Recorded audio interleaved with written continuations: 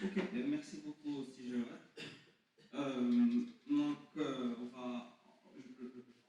revenir un petit peu à un cadre formel sur la géostatistique. Où mon système géophysique, cette fois, c'est le système climatique, avec les interactions atmosphériques. Donc je vais vous parler surtout d'un projet que je mène depuis 5 ans avec une équipe au MIT sur l'impact du changement climatique sur la ressource en eau au Maroc. Et alors, j'ai un petit peu changé par rapport à ce que j'ai fait. C'est pas vraiment la même présentation, mais il y a tous les éléments de la présentation. Donc, j'ai essayé de la focaliser un peu plus sur les algorithmes machine learning qu'on peut retrouver pour répondre à des besoins et pour modéliser un petit peu, prédire le fonctionnement du climat sur des échelles temporelles. Je vais y revenir et puis revenir sur la question de l'incertitude qui est essentielle dans ce contexte-là, et surtout au vu des changements climatiques. Voilà à peu près ma présentation. Je pense que je vais tenir sur ça. Bon, peut-être que je ne vais pas aller jusqu'au bout en fonction du temps.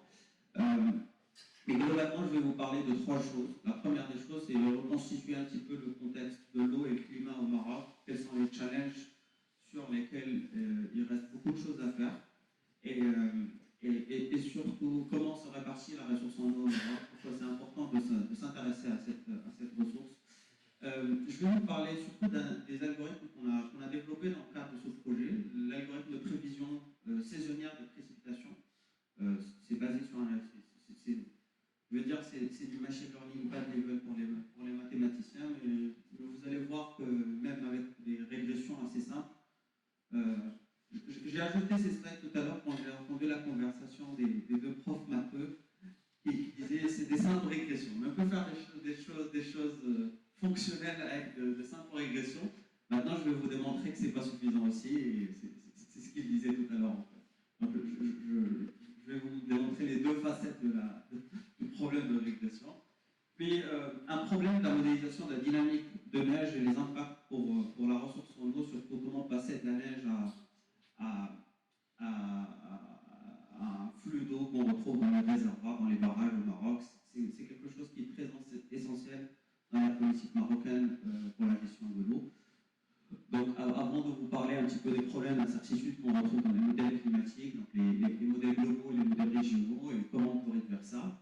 Et puis finalement, si j'arrive là, je vous parlerai un petit peu des modèles pour prévoir des extrêmes. C'est un projet aussi qu'on a avec Saint-Conseil sur les extrêmes climatiques au Maroc, comment on peut prévoir ça. Et pourquoi la thématique des extrêmes climatiques est différente est spéciale et spécifique par rapport à la question du climat généralement admise dans la communauté. Alors, tout d'abord, pourquoi on s'intéresse à l'eau au Maroc? Tout simplement parce que la corrélation avec le rendement en blé, c'est ce qu'on voit dans cette figure-là, on est vachement corrélé avec la quantité de pluie qu'on a dans l'année. Le rendement de blé dans l'année est très corrélé avec la quantité de précipitations qu'on a, surtout pendant la saison pluvieuse, entre septembre et juin. Et donc voilà, c'est un point d'intérêt. Et donc, comment se répartit la répartition de l'eau? On répartit la ressource en eau au Maroc. C'est un petit peu ça le bilan de l'eau au Maroc. J'imagine dans les cours d'hydro-informatique, on vous apprend à faire des bilans d'eau en hydrologie. Donc, en fait, si on a 140 millions de mètres cubes d'eau qui nous tombent du ciel, bon, il faut prendre ce nombre dans un contexte de variabilité spatio-temporelle aussi. Donc on va dire si on a 100% d'eau qui nous tombe du ciel, eh ben, le ciel il récupère 85% de l'eau qu'il nous donne, grâce au phénomène d'évaporation, ce qui est énorme. Il nous reste 15%, 16%. Donc on doit utiliser pour assouvir nos besoins, pour l'agriculture, pour les différentes utilisations de l'eau possibles. Sur ces 16% qui nous restent, ok, on ne peut mobiliser que 81% par l'infrastructure qu'on a dans le pays. Il y a aussi des problèmes d'inondation, donc des fois, quand on a des problèmes d'inondation, ce qu'on fait dans les barrages, c'est qu'on ouvre les vannes et qu'on laisse passer l'eau qui revienne à l'océan. Donc on perd un peu d'eau aussi de par cette infrastructure-là. Et puis une infrastructure qui manque. Toutes les rivières ne sont pas jaugées, toutes les rivières ne disposent pas de barrages, donc on ne peut pas tout mobiliser. Sur ce pourcentage qu'on arrive à mobiliser, donc les 80% des 16% qui nous tombent du ciel, en fait, l'agriculture va nous bouffer 90% de cette eau. C'est notre politique dans le pays. On est très orienté à l'agriculture, on a été très orienté à l'agriculture jusque-là. Et donc, les besoins en eau sont énormes pour l'agriculture, ce qui laisse à peu près une dizaine de pourcents pour les autres utilisations, telles que l'assainissement, etc. Donc, voilà un petit peu les problématiques qui sont liées à ça. Donc, si on rajoute aussi une couche de changement climatique là-dessus, où on va réduire les 100% qui sont en eau, vous allez voir que ça va avoir encore beaucoup plus d'impact. Et puis, il va falloir qu'on gère cette eau avec ce qu'on a.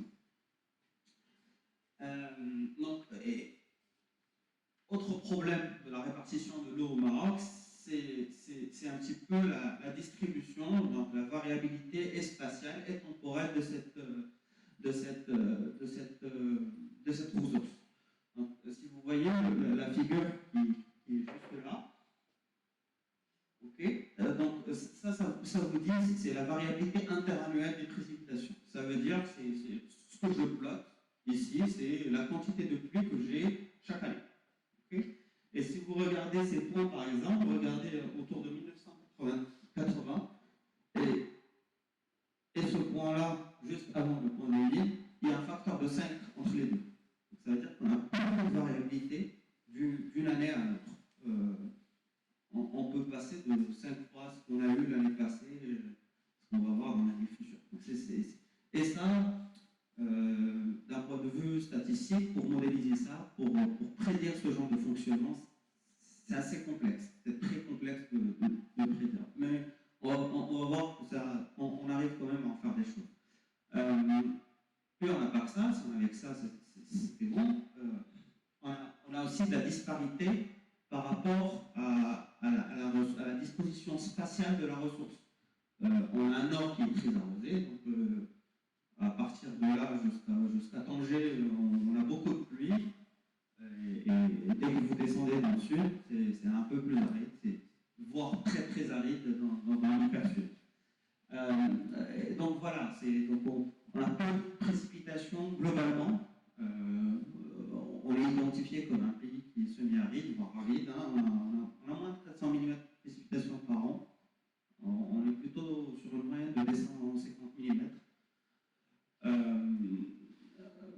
En Europe, par exemple, on est autour de 700 mm l'année. Juste pour vous donner un ordre de grandeur. Ici, à Konatora, vous devez être autour de cette valeur-là. Vous êtes autour de la valeur de 700 mm l'année. À Tanger, on est autour de 1000 mm l'année. Donc vous voyez, on a un nord très très arrosé. Par contre, le sud, le Sahara, c'est moins de 100 mm l'année. Clairement, c'est rien du tout. Okay. Et donc, on est au-dessus des normes qui sont indiquées par les Nations Unies pour la disposition d'eau naturelle. Si on ajoute ça aussi, des problèmes de la population qui va augmenter, mais ce n'est pas tant la population qui va augmenter, c'est les problèmes d'urbanisation généralement, tels que ce qu'on voit aujourd'hui ici à Konatora, par exemple. On crée des pôles urbains, donc on est en train de concentrer les populations sur les points. Et en fait, on dépend vachement, notre rendement économique dépend vachement du rendement de l'agriculture, encore une fois. Puis vous allez voir, on a encore on n'est pas encore arrivé à, et ça je pense que c'est vrai que si de Polo, c'est de commencer à utiliser des algorithmes d'intelligence artificielle chez les industriels, chez les preneurs de décision. On n'est pas encore arrivé à ce niveau-là. Ce n'est pas tant la difficulté de ces méthodes-là, mais c'est tant une modernisation, on va dire, d'un état d'esprit, etc. Et c'est ce qu'on essaie de vous faire de vous inclure. Donc, dans cette première partie, je vais vous montrer comment on peut faire ça. On peut simplement prédire la précipitation qu'on va avoir dans la saison, à partir de certains prédicteurs, à partir juste d'une connaissance physique du système climatique. On peut faire, en fait, on peut prédire la précipitation qu'il va y avoir dans la saison correctement, de façon à ce qu'elle puisse vous aider à gérer les choses au niveau opérationnel. Okay, donc, ça, c'est ce graphe-là, c'est la variabilité annuelle, interannuelle, pardon. En fait, c'est des mois. Je ne sais pas si tout le monde est. C'est quoi des box plots? Tout le monde, ça va? Ouais. Oui, clairement, oui. Les étudiants, peut-être. En fait, ça vous dit deux choses. Donc, c'est la quantité de pluie que vous avez par mois. Ok. Donc, je fais des statistiques par mois. Okay, et ça vous dit à peu près les tendances générales. C'est ce que disait tout à l'heure c'est Aziz. On essaie de regarder les tendances générales, comment on se répartit la pluie dans l'année, et puis pour chaque mois, quelle est cette variabilité d'année en année. Okay, donc, on retrouve la même variabilité, et on remarque aussi qu'on a notre saison la plus pluvieuse, c'est entre novembre et avril. Généralement, 80% de notre pluie tombe entre novembre et avril. Et ça, en faisant juste, en reprenant des concepts de climatologie assez simples, en fait, on a des indicateurs climatiques qui peuvent nous aider à dire est-ce qu'on est corrélé avec certains indices climatiques. Notamment, le plus connu, c'est l'oscillation Atlantique Nord. L'oscillation Atlantique Nord est un phénomène climatique large échelle qui dépend de la circulation atmosphérique. Et en fait, il a deux modes de fonctionnement. Le premier mode, c'est lui qui est responsable d'apporter beaucoup de pluie en Europe du Nord et moins en Europe du Sud. Et le deuxième, c'est ce que vous voyez dans la figure en haut, là, sur le globe. Et le deuxième,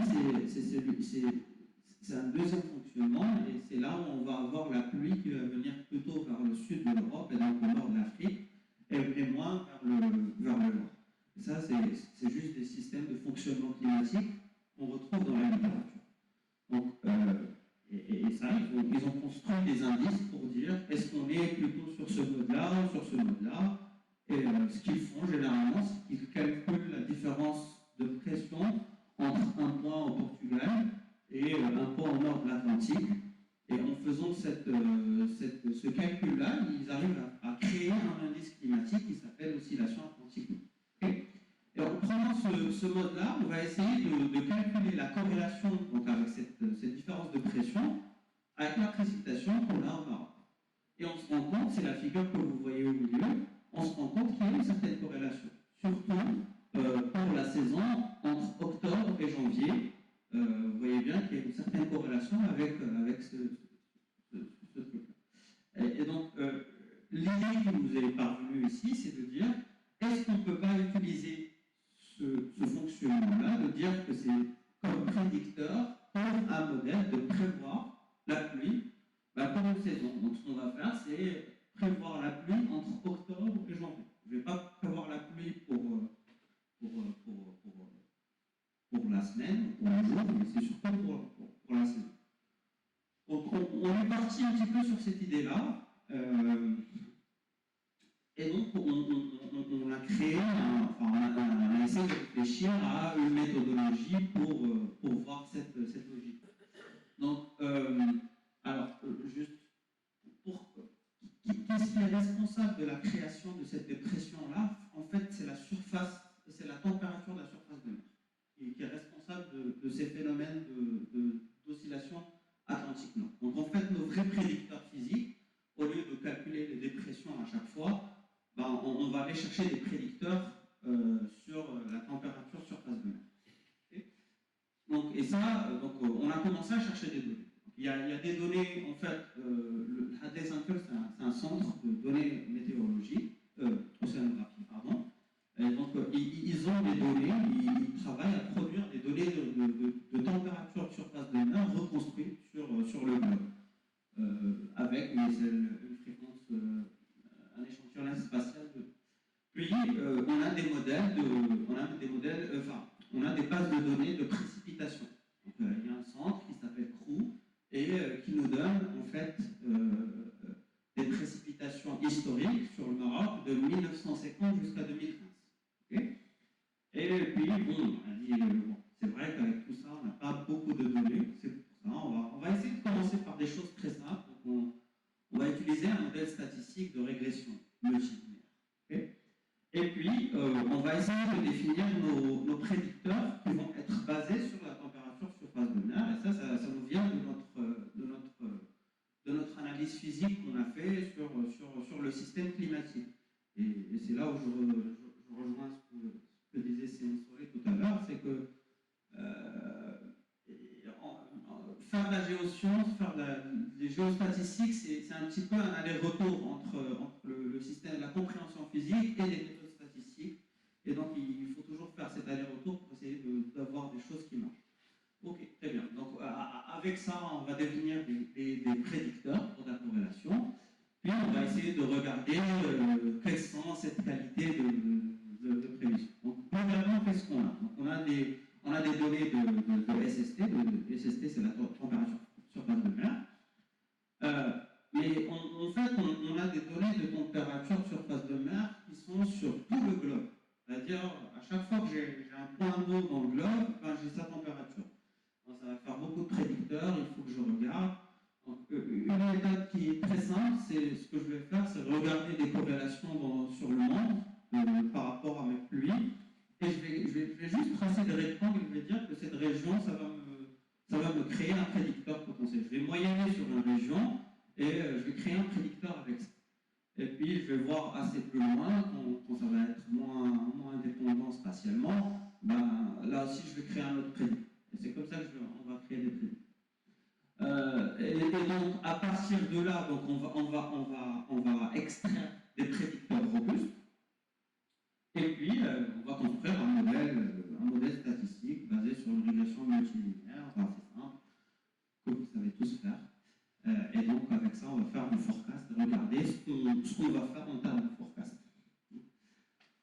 Donc, voilà ce qu'on obtient. En fait, vous vous rappelez, tout à l'heure, je vous ai dit sur les prédicteurs, je faisais juste des petits rectangles et je moyennais sur le rectangle. Donc, voici un rectangle, c'est ce que vous voyez. Et puis, je vous ai fait juste ici, vous avez vu, j'ai montré juste la corrélation entre octobre et janvier, c'est là où c'est les plus intéressantes. En fait, j'ai essayé de voir d'autres points sur le globe qui dépendent de tracer la corrélation par rapport à d'autres points, et puis je me rends compte de ça en fait. En fait, j'ai trois modes finalement. Je peux créer des modèles pour la pluie qui tombe entre novembre et janvier, et je peux créer un modèle pour décembre et février, et un autre modèle pour février et avril. Et à chaque fois, je vais avoir des prédicteurs basés sur la température surface de mer qui vont être différents. C'est pour ça que vous avez A, B, C. Donc pour la première, c'est A, B, C. Voilà. Et ça nous vient du fait que en fait, la pluie qu'on a pendant l'hiver, en fait, elle ne nous vient pas du même endroit de la pluie qui nous vient pendant le printemps, etc. Donc on va trouver d'autres prédicteurs avec ça. Ok. Et donc avec ça, on a commencé à faire du forecast. C'est cette figure que vous voyez ici. Donc, vous avez, avec une espèce de probabilité d'occurrence, bien sûr, on essaie de faire ça stochastiquement, et vous obtenez la figure que vous avez là. Donc, c'est pas très, on va dire, si on le fait dans le continueux, c'est pas très robuste. Ce qu'on s'est dit, c'est qu'on va faire du forecast, mais sur des catégories. On va juste dire aux gens, à la place de dire aux gens vous aurez tant de pluie dans l'année, on va juste vous dire est-ce que cette saison est pluvieuse, est-ce que cette saison est sèche, ou est-ce que c'est une saison normale. Donc c'est ce qu'on a fait. Donc, on a catégorisé nos forecasts. Donc à chaque fois notre modèle est devenu un modèle qui ne prédit plus la quantité de pluie, mais qui me prédit juste la probabilité une saison moyenne ou une saison pluvieuse. Et c'est ce qu'on a fait ici. Ce que vous voyez, c'est des probabilités. Donc, si vous avez des probabilités, vous tombez sur 1. Donc, par exemple, en 2017, on a eu, donc le modèle nous dit, on a 62% d'avoir une saison sèche, 21% d'avoir une saison moyenne et 17% d'avoir une saison qui est pluvieuse. Et ce qu'on a observé, c'est qu'on était sur une saison qui était sèche. Donc ça veut dire que le modèle arrivait à me donner en fait la bonne estimation que je souhaitais. C'est vrai que là je vous ai montré si vous avez un modèle comme ça, il ne faut pas le croire, parce qu'il a tendance à surévaluer les estimations, parce qu'à chaque fois il a la bonne réponse. Et un bon modèle de forecast, il n'a pas tout le temps la bonne réponse en fait. C'est un bon modèle tout simplement parce qu'il s'est déjà trompé. Donc, je le crois. Autrement, il est biaisé, c'est des problèmes que les matheux peuvent vous expliquer beaucoup. Je vais faire plus simple. Et avec ça, en fait, on s'est rendu compte qu'il y avait de l'intérêt pour utiliser ce genre de modèle statistique, tout simplement parce que les agriculteurs, eux, ils avaient besoin de savoir si j'investis dans mon agriculture, dans quelque chose où j'ai besoin de beaucoup de pluie, et si je sais à l'avance que si je vais avoir une saison sèche, ça rimerait rien de le faire. Donc ce que je vais faire, c'est on va demander au modèle, s'il me dit que j'ai une grande probabilité d'avoir une saison humide, je vais investir de l'argent sur une culture où le besoin en eau est énorme. Et si je sais à l'avance que cette saison elle va être sèche, donc je veux dire, on arrête. Je vais plutôt faire quelque chose qui est en cohérence avec ça. Et ça, on commence maintenant à avoir des gens qui s'intéressent en industrie, surtout pour des sucreries en agriculture et pour la gestion en eau. En fait, les gestionnaires en eau dans les agences de bassin versant, ce qu'ils font généralement, c'est qu'ils doivent identifier la locution d'autres barrages pour les agriculteurs au début de la saison. Et donc, ce genre de modèle peut les aider à dire ok, je vais à peu près combien allouer pour chaque utilisateur. Donc voilà un exemple de choses qu'on peut faire avec machine learning de base, vous m'excuserez les matheux, très basique, mais où on a l'intérêt. Maintenant, c'est vrai que c'est assez limité. En fait, c'est pourquoi je ne peux pas faire des réseaux de neurones, parce que je n'ai pas tant de données que ça, et des réseaux de neurones, j'ai besoin pour avoir un bon réseau de neurones, il faut que je l'entraîne correctement. Pour l'entraîner correctement, il faut quand même avoir une certaine quantité de données qui va bien. Maintenant, c'est des choses qu'on peut aussi améliorer dans le futur, je ne dis pas que non. Ok, et donc dans la deuxième partie du projet, on s'est intéressé à modéliser la dynamique de la neige en lien avec les barrages. Donc, au Maroc, c'est quelque chose qui est important, l'eau qu'on retrouve dans le barrage. La neige, en fait, le rôle de la neige est important dans ce sens parce que en fait, c'est une tour d'eau où on va en fait avoir de l'eau pendant l'hiver, on va avoir la neige qui va s'accumuler. Et quand on va avoir les températures qui vont grimper, ce qui se passe, c'est que on va commencer à liquéfier la neige, et donc c'est des écoulements qu'on va retrouver dans les barrages qui vont être juste à la base. Et c'est comme ça qu'on a un peu d'eau pendant l'été et pendant le printemps. Et donc on s'est intéressé à cette problématique-là. Donc, et surtout dans le bassin de Honorabel, tout simplement parce qu'on a des bassins qui sont gérés par la neige, dans l'hydrologie nivale est importante. Et quand on regarde aussi donc, la période où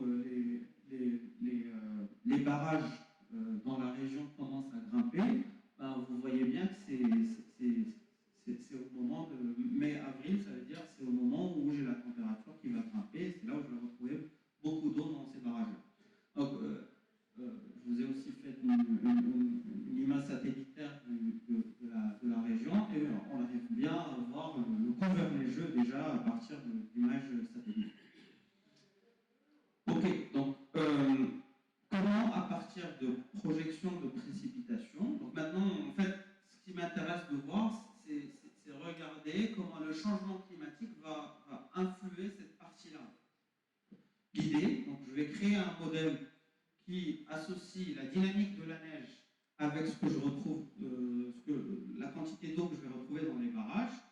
Et maintenant, quand je vais apporter les scénarios de changement climatique, je vais utiliser le même modèle en faisant l'hypothèse d'astationnarité, bien sûr.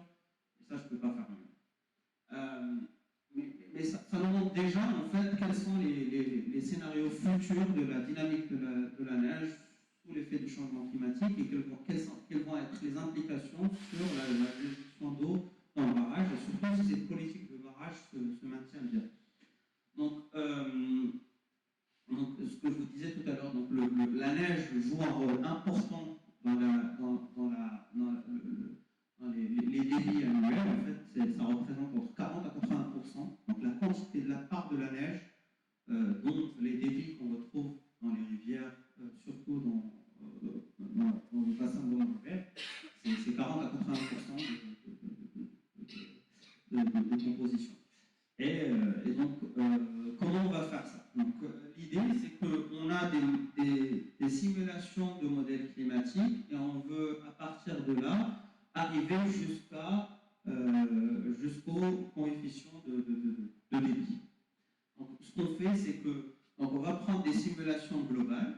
C'est les simulations de changement climatique que vous retrouvez dans n'importe quel modèle. Et donc, on a des simulations historiques. On en a besoin, vous allez voir par la suite. Puis, on a deux scénarios. On a un scénario optimiste, qu'on appelle les scénarios RCP 4.5, et puis les scénarios pessimistes, c'est les RCP 8.5.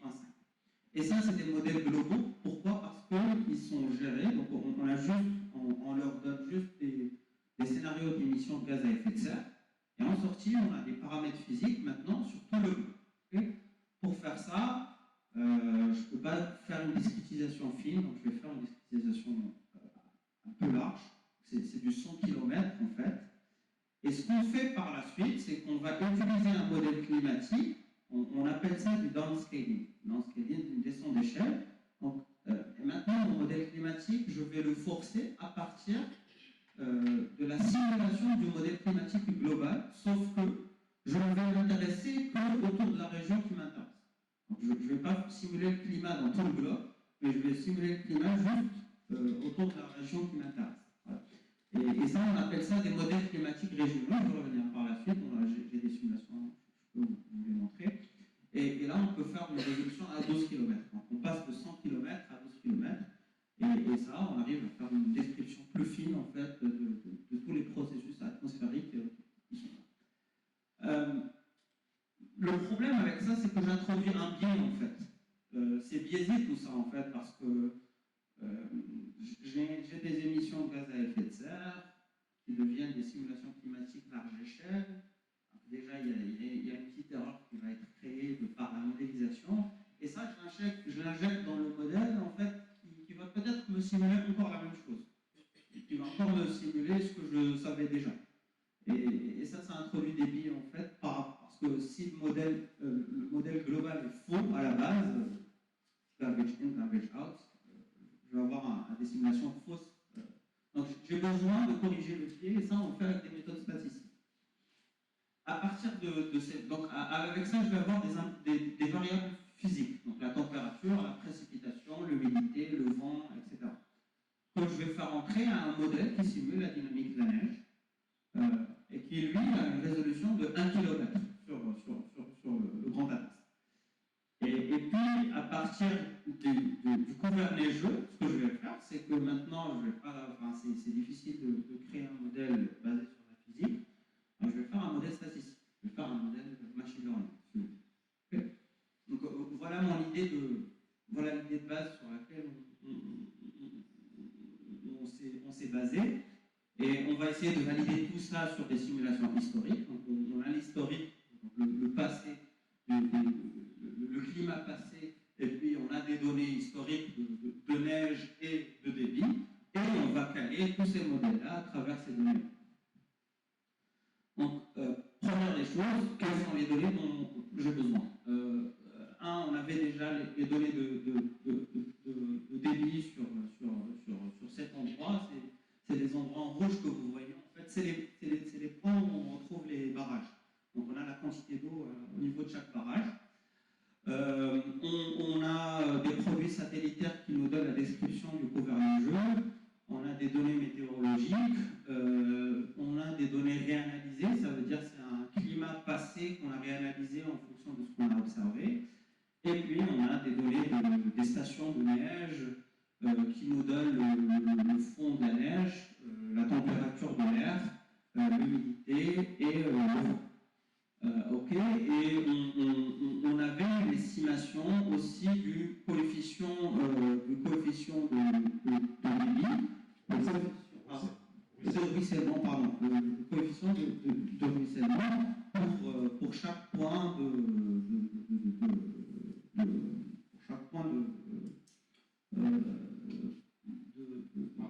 barrage. C'est ça. Ok, donc la première des choses, c'était de faire un modèle de neige.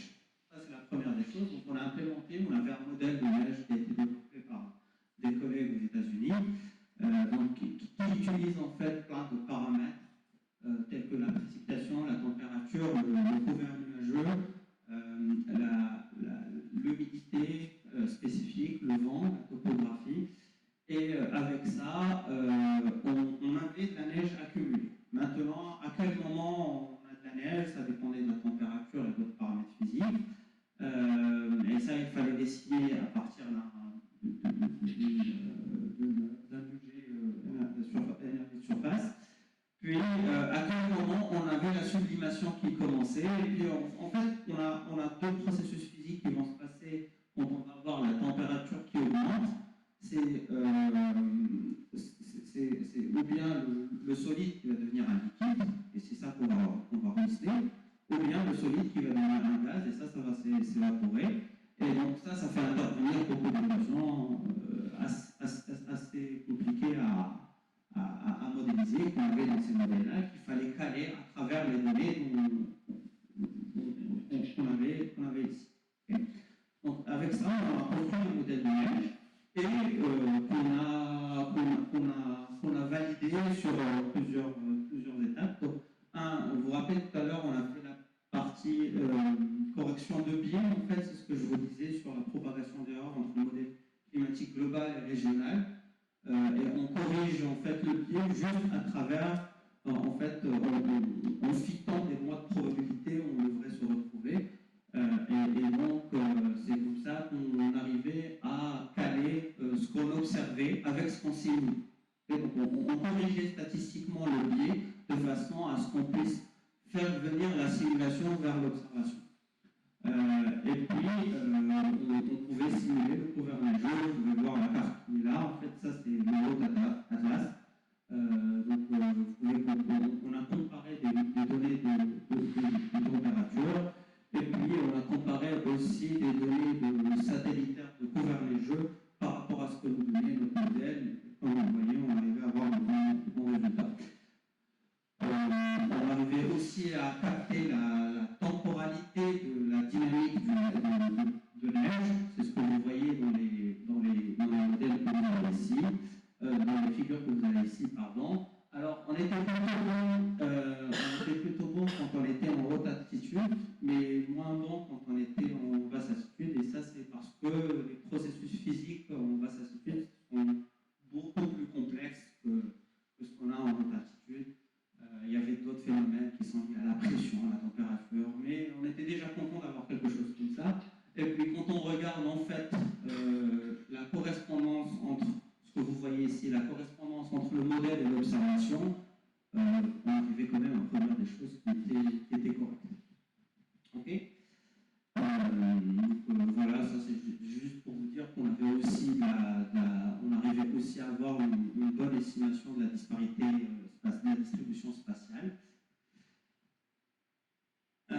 Et aussi sur la variabilité interannuelle de la disposition de neige. On arrivait à retrouver le taux de sublimation qu'on avait par jour. Le modèle était assez robuste par rapport à la variabilité dont je vous ai parlé tout à l'heure sur l'hydroclimat.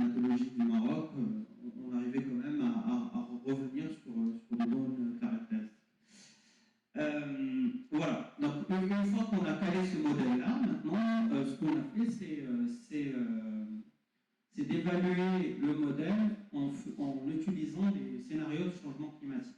Donc, la question qu'on se posait, c'est qu'est-ce qui allait se passer dans le futur. Donc, on a évalué la fraction de neige avec les scénarios de changement climatique, les pertes par la sublimation, et c'est ça qui était très, très dur. En fait, dans le futur, ce qui va se passer, c'est pas qu'on va pas avoir de neige, on va avoir peu de neige, c'est ce que nous dit la première figure.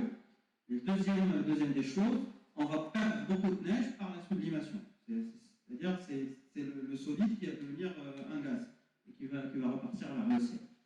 Et donc, ce que vous voyez ici, les traits en bleu et en noir, c'est les changements qu'on allait observer. Voilà. Alors, rappelez-vous les deux figures qui sont en haut. Donc ça, c'est juste, j'essaie de caler mon modèle, je compare ce que j'observe avec mon modèle. Les deux figures qui sont en bas, donc ça, c'est le couvert des jeux en fonction des scénarios de changement climatique. Sur le scénario le plus optimiste, on avait encore un petit peu de neige vers le sud-ouest. Par contre, pour les modèles futurs, pour les modèles les plus pessimistes, on avait quasiment plus de neige. Et c'est ce qu'on arrivait à retrouver aussi ici. Donc ici, je vous donne aussi avec les marges d'incertitude qu'on avait, c'est-à-dire on prenait en compte les marges d'incertitude, c'est pour ça que vous voyez des enveloppes plutôt que des courbes déterministes. Donc ça, c'est l'historique, le bleu, c'est l'historique, le mauve, c'est les scénarios optimistes, et le rose, c'est les scénarios pessimistes. Globalement, on arrivait, ce qu'on observait sur la disparité, sur la variabilité spatiale, on observait aussi sur la variabilité de temps. Ok. Maintenant, comment lier ça aux coefficients de ruissellement qui nous ramenaient vers la quantité d'eau qu'on pouvait retrouver dans les barrages. On avait 30 ans de données sur 7 points et on a essayé de lier ces coefficients de ruissellement avec les données météorologiques. Et en fait, ce qu'on a fait réellement, c'est qu'on a pris les paramètres physiques et on a essayé de voir, de tirer en fait quels étaient mes meilleurs prédicteurs. C'est la première des choses que j'ai essayé. Donc, et ce qu'on a fait, c'est qu'on s'est rendu compte qu'il y avait que le coefficient de ruissellement dépendait essentiellement de deux paramètres essentiels. C'était la fraction de neige par rapport au taux de précipitation et puis l'humidité relative. Et donc on a utilisé ça comme prédicteur de coefficient de ruissellement. Voilà, donc on a calé ces modèles-là. Et avec ça, vous voyez qu'on a essayé de fitter ce qu'on observe. En fait, le changement de couleur, c'est juste le changement d'un bassin à un autre ou d'un barrage à un autre. C'est pour ça qu'ils ne sont pas dans le même zone. Mais globalement, on arrivait à reproduire. Bon, après, c'est une régression linéaire. Hein, on n'avait pas retrouvé quelque chose de beaucoup plus complexe, mais ça pouvait déjà nous montrer des choses. Mais globalement, par exemple, si vous voyez les figures qui sont en noir ici, globalement, on arrivait à reproduire le comportement moyen de cette dynamique. Et qu'est-ce que ça nous dit finalement, en fait clairement, en fait, alors en noir, c'est le coefficient de ruissellement historique. En bleu et en rouge, c'est le scénario de changement climatique et optimiste et pessimiste. Clairement, on va avoir une importante réduction de quantité d'eau stockée dans les barrages qui vont être dues à cette chute d'apport en couvert en eau. Donc, ce qui ça a posé quelques questions en fait par rapport à la stratégie des barrages qui a été utilisée au Maroc depuis assez longtemps. Donc on a montré qu'il y avait la relation entre le couvert neigeux et l'augmentation de l'eau, enfin la quantité d'eau stockée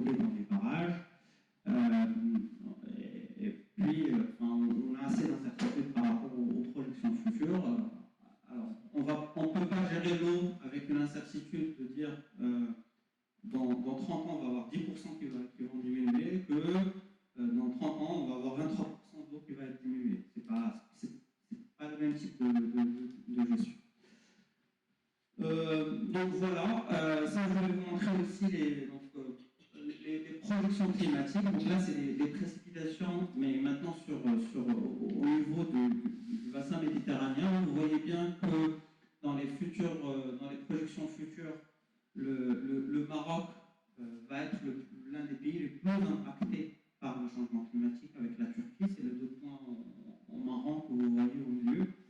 Et quand vous voyez ici, en fait, vous retrouvez beaucoup d'incertitudes sur la projection entre les scénarios optimistes et les scénarios pessimistes.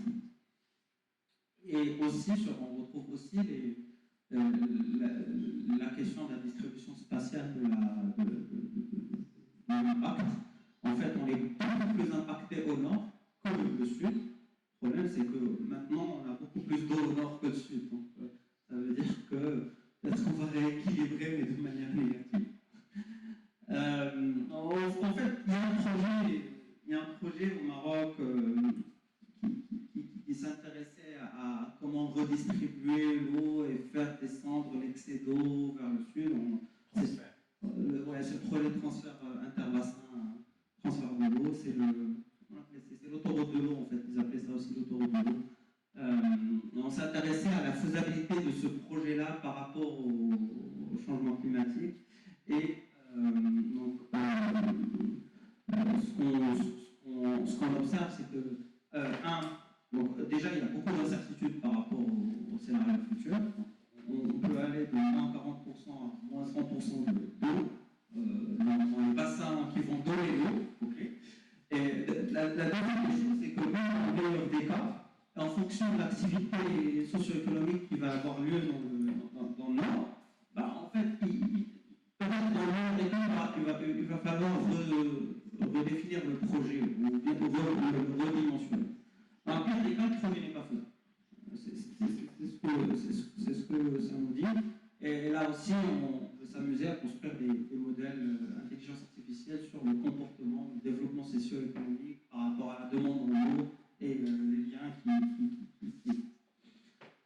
Alors, pourquoi on parle d'incertitude? Pourquoi je vous parle d'incertitude dans les modèles climatiques? En fait, du coup, je vais rapidement aller sur ces questions d'incertitude. En fait, en fonction des scénarios, même pour le même scénario, si on utilise différents modèles climatiques, on n'a pas la même réponse. Donc ça veut dire que pour des petites perturbations d'input de scénarios climatiques, on peut avoir des réponses qui sont totalement disperses. C'est ce que vous voyez sur cette figure.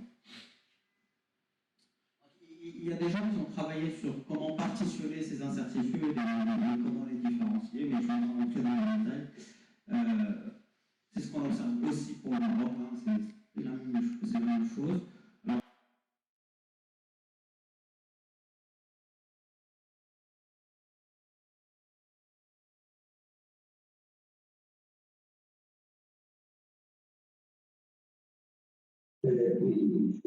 Alors, première des choses, quels sont les mécanismes responsables de ça? Est-ce que c'est vraiment ça ce que je viens de dire? Autre chose. Et ça, pour répondre à cette question, on a identifié 3 cas d'inondation. Si on regarde les inondations de l'Hélium, qui ont eu lieu en 2016, en fait, c'est plutôt du transport qui nous c'est la ceinture extratropicale qu'on retrouve dans le sud, qui nous ramène de l'humidité, et si on reprend les inondations de cette année à Tijuana, ce qui se passe, c'est que, en fait, l'humidité nous venait de la Méditerranée. Parfois, on a des comportements qui sont assez différents.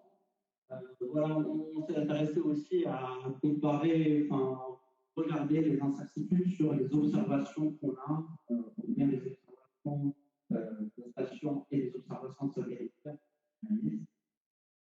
Puis, comment on peut cartographier ces là, c'est intéressant. En fait, on a des indicateurs de vulnérabilité de zones par rapport aux inondations. Voilà, en fait, pour conclure,